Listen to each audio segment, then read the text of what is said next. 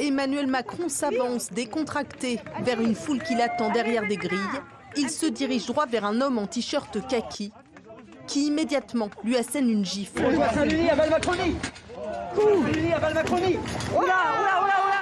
Le président est aussitôt écarté. L'homme interpellé, puis évacué par le service de sécurité, en bas à droite de l'image. Puis très vite, Emmanuel Macron revient et décide malgré tout de continuer à aller à la rencontre des habitants. Monsieur Macron, une photo, on ne veut pas du mal. Bonjour, comment ça va? Ce mardi, le président est dans la Drôme. C'est la deuxième étape de son tour de France destiné à renouer le contact avec les Français.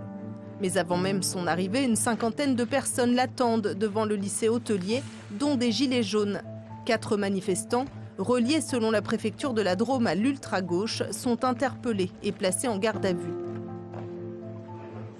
Emmanuel Macron entame lui tranquillement sa visite. Ah, ça c'est des raisins au chocolat en dessous. C'est une grappe de raisins au chocolat. Il est questionné sur la vidéo dans laquelle sont ciblés les soutiens de Jean-Luc Mélenchon et apporte cette réponse qui résonne désormais particulièrement. Dans la démocratie, les oppositions peuvent s'exprimer librement. Dans la rue, dans la presse, à la télévision. Et elles s'expriment ensuite à échéances régulières dans les urnes. La contrepartie de cela, c'est la fin de la violence et de la haine. Si la haine et la violence reviennent, elles fragilisent une seule chose, c'est la démocratie. Et donc j'appelle tout le monde au respect et au calme.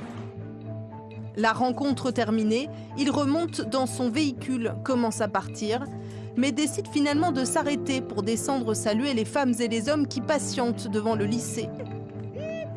Il s'élance, s'approche, et c'est à ce moment-là qu'il est victime de ce geste violent. Ça peut bien sûr arriver à tout moment et c'est d'ailleurs le risque dont on avait tant parlé avant ce Tour de France, possible lorsqu'on veut aller sans cesse au contact comme cela des gens. Et on sait qu'Emmanuel Macron adore aller au contact et que c'est même l'un des marqueurs de son quinquennat.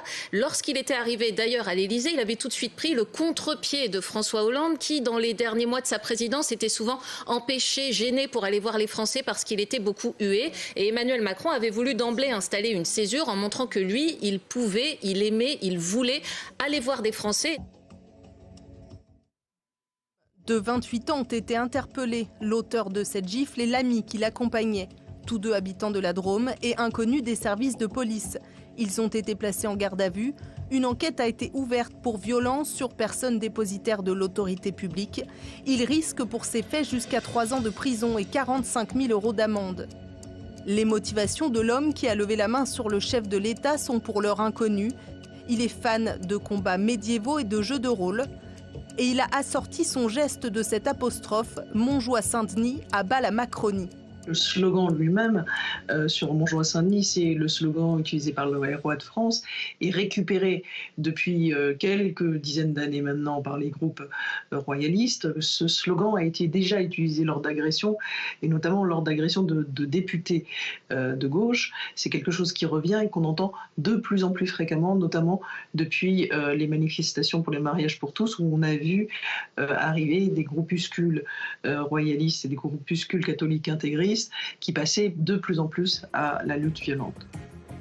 Emmanuel Macron a relativisé la gravité de l'événement. Il a parlé de faits isolés commis par des individus ultra-violents.